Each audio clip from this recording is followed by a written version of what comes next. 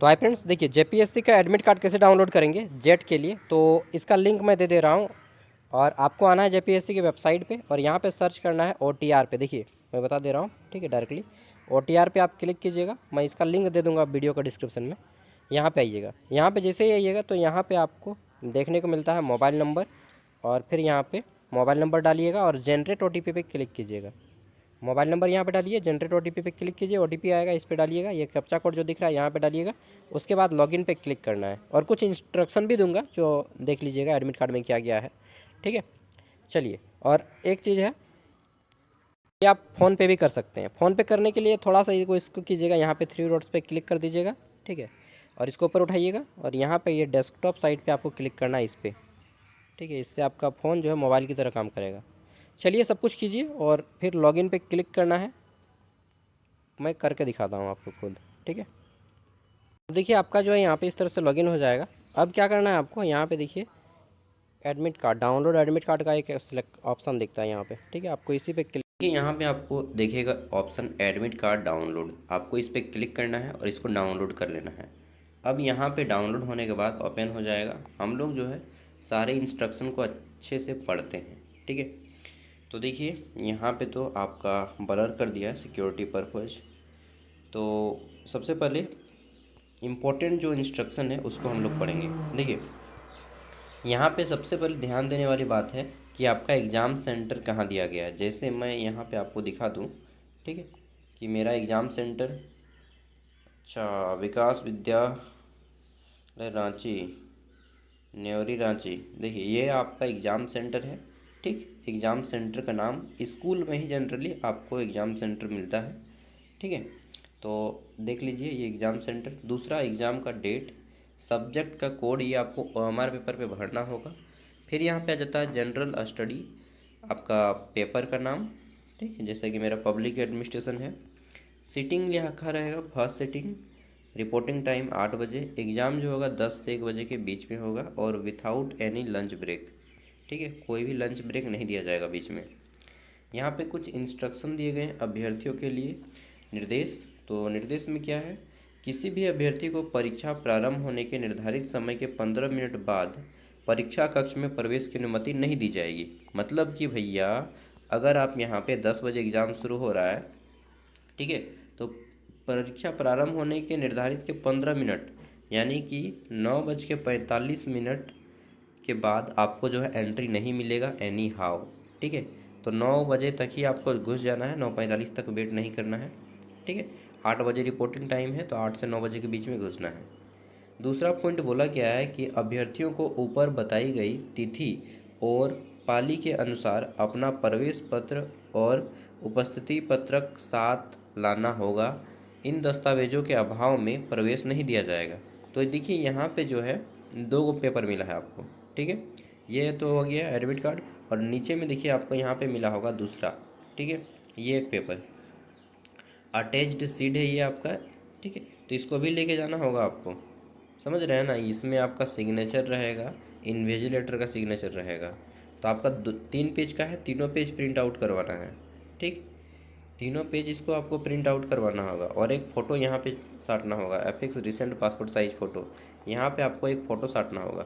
चलिए और विस्तार से बात करते हैं, पूरा विस्तार से बात करेंगे, ठीक है। आगे देख लेते हैं। तो यहाँ पे हमें बोला गया है आगे कि नेक्स्ट तीनों पेज ले जाना होगा। अभ्यर्थी को सलाह दी जाती है कि वे प्रश्नों के उत्तर देने से पहले प्रश्न पुस्तिका के मुख्य पीछे के पृष्ठ पर ओएमआर उत्तर पत्रक के पीछे दिए गए निर्देशों को पढ़ें।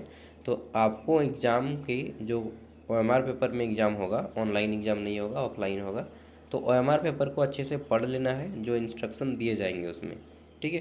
4 नंबर में बोला गया है कि ओएमआर उत्तर पुस्तिका को इलेक्ट्रॉनिक रूप से संसाधित किया जाएगा, ठीक है, यानी कि ऑनलाइन चेक किया जाएगा।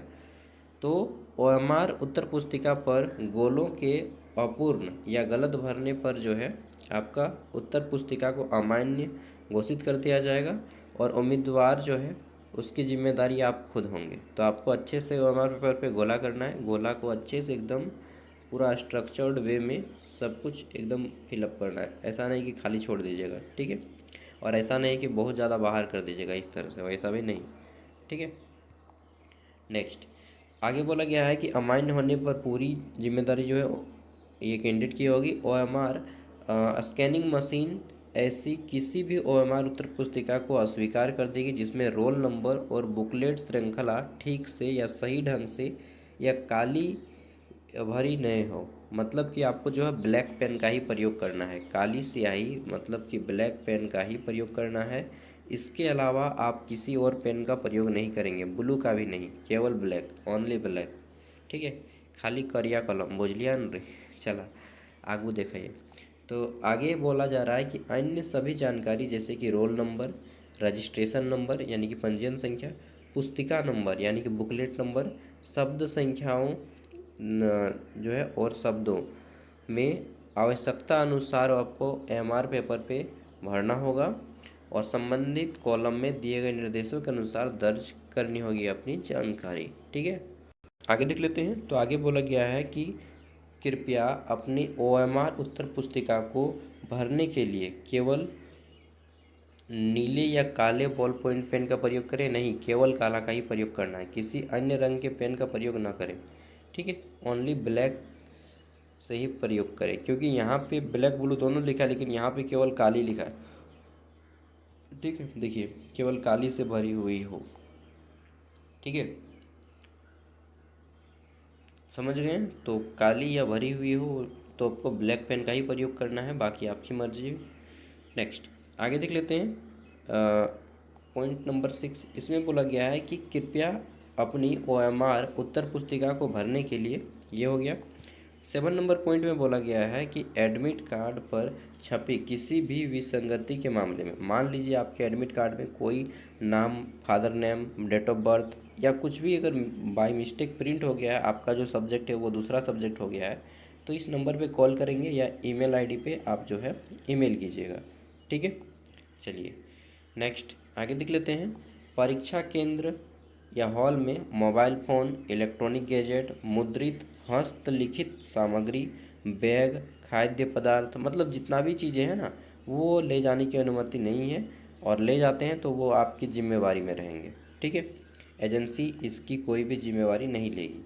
प्रवेश पत्र यानी कि एडमिट कार्ड द्वारा ऑनलाइन ऑफलाइन आवेदन पत्र में दी गई जानकारी के आधार पर तैयार किया गया है। किसी भी चरण में अगर प्रमाण पत्र, डॉक्यूमेंट वेरिफिकेशन या किसी भी चरण में गलत जानकारी पाई जाती है कि आपने गलत जानकारी दिया है तो आपको उम्मीदवारी जो है रद्द कर दी जाएगी, आपकी उम्मीदवारी कैंडिडेचर कैंसिल्ड कर दिया जाएगा। अभ्यर्थी को आयोग द्वारा भविष्य में आयोजित होने वाली 3 साल तक जो है आपको एग्ज़ाम देने भी नहीं दिया जाएगा अगर आप मिस इन्फॉर्मेशन देते हैं। अभ्यर्थियों को परीक्षा हॉल में 2 नवीनतम रंगीन पासपोर्ट साइज़ फ़ोटो ले जाना है, तो आपको एग्ज़ाम में 2 को फ़ोटो लेके जाना है। ख़ास तौर पे कोशिश कीजिएगा कि वही फ़ोटो लेके जाएं जो आप जो है यहाँ पे दिए हैं, मतलब जो एडमिट कार्ड में आया है। अगर वो है तो बहुत अच्छा है, नहीं है तो कोई दिक्कत की बात नहीं है। और साथ में आपको बोला गया है कि अपना मूल पहचान पत्र लाना है, जैसे कि आप आधार कार्ड और पैन कार्ड ले जाइएगा, सबसे अच्छा है 2 को ले जाइएगा, एगो आधार कार्ड एगो पैन कार्ड, या फिर ड्राइविंग लाइसेंस भी ले जा सकते हैं या पासपोर्ट भी, ठीक है। नेक्स्ट अगला है परीक्षा समाप्ति से पहले अभ्यर्थी को परीक्षा कक्ष छोड़ने की अनुमति नहीं है। एग्ज़ाम सेंटर एग्ज़ाम जैसे ही होगा उसके बाद ही निकले जाएंगे और सब प्रॉपर्ड एक स्ट्रक्चर्ड वे में निकलेंगे, ठीक है। प्रवेश पत्र अस्थायी रूप से जारी किया गया है तथा किसी भी स्थिति में इसे चयन या भर्ती का आधार नहीं माना जाएगा, ठीक है। आपको एडमिट कार्ड मिल गया इसका अर्थ ये नहीं कि आप जो है इसके आपका सिलेक्शन हो गया, ठीक है। ये है आपका attendance sheet page 2। Attendance sheet इसको बोलेंगे, उपस्थिति पत्रक या उपस्थिति पत्र जो भी बोलिएगा, ठीक है। तो इसमें आपको जो है सिग्नेचर करना है, अभी नहीं वहाँ पे करना होगा, यहाँ पे, ठीक है। वो खुद बोलेंगे, इन्विजिलेटर जो रहेंगे आपके वो खुद बोलेंगे और यहाँ पे वो खुद साइन करेंगे और यहाँ पे आपको एक फ़ोटो साटना होगा, ठीक है। फ़ोटो साटना होगा यहाँ पे एक। अब आगे देख लेते हैं। तो यहाँ पे कुछ चीज़ें बोली गई हैं, इसको भी आपको ध्यान में रखना है कि उपस्थिति पत्रक प्रवेश पत्र के साथ संलग्न है, ठीक है। अभ्यर्थी को इसे परीक्षा केंद्र पर लाना होगा और जमा करने से पहले निरीक्षक के समक्ष अपने हस्ताक्षर करने होंगे। अभ्यर्थी और निरीक्षक यानी कि जो आप और आपके जो इन्विजिलेटर हैं ठीक है, निरीक्षक द्वारा विधिवत हस्ताक्षर करने के बाद यह प्रति परीक्षा केंद्र द्वारा अपने पास रख ली जाएगी। परीक्षा समाप्त होने के बाद उपस्थिति पत्रक आपका जो है जेपीएससी भेजना होगा। तो ये पेपर जो है पेपर 2 जिसमें आप ये फ़ोटो और साइन वगैरह करेंगे, ये जेपीएससी चला जाएगा। एडमिट कार्ड लेके आप दोबारा घर आ जाइएगा और क्वेश्चन पेपर लेके। निरीक्षक को परीक्षा केंद्र पर अभ्यर्थी द्वारा प्रदान किए गए अतिरिक्त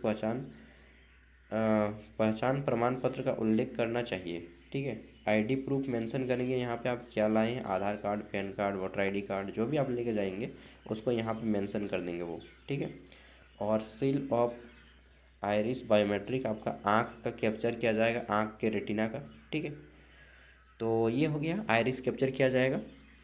और कुछ चीज़ें हैं, यदि आपका पेपर, मान लीजिए आपका पेपर फटा हुआ आता है, सपोज दैट आप एग्ज़ाम देने गए और आपका जो है पेपर सील नहीं आता, यहाँ पे सील एक लगा रहता है मुहर, सील पेपर नहीं आता। अगर आपको पेपर फटा हुआ आता है तो पेपर लीक है, और वैसे कंडीशन में आपको वहाँ पे खड़ा होकर बोल देना है कि सर देखिए मेरा पेपर सील नहीं है, और फिर बाहर आके मीडिया के सामने बोलना है।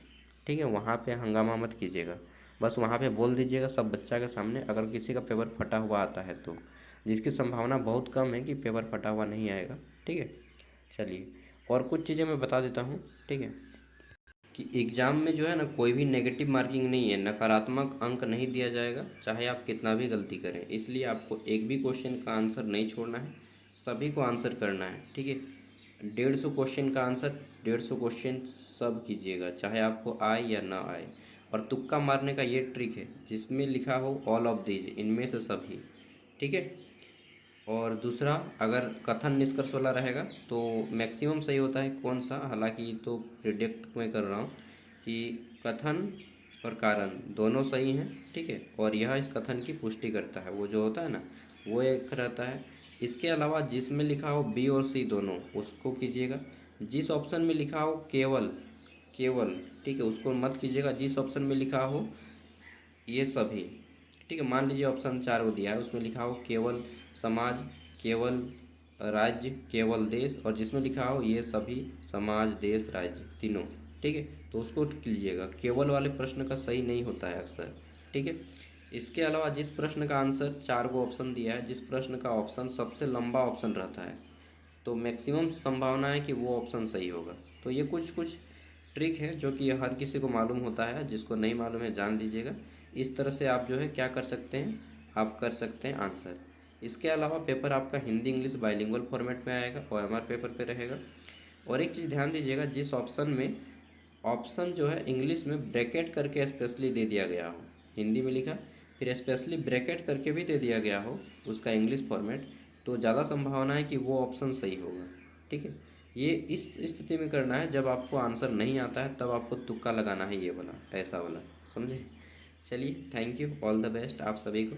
अपना अपना पेपर अच्छे से दीजिए, और एक भी क्वेश्चन मत छोड़िए, आपको आए या ना आए वो अलग मैटर है। ठीक है, थैंक यू, जोहार दोस्तों, मिलते हैं अगले वीडियो में।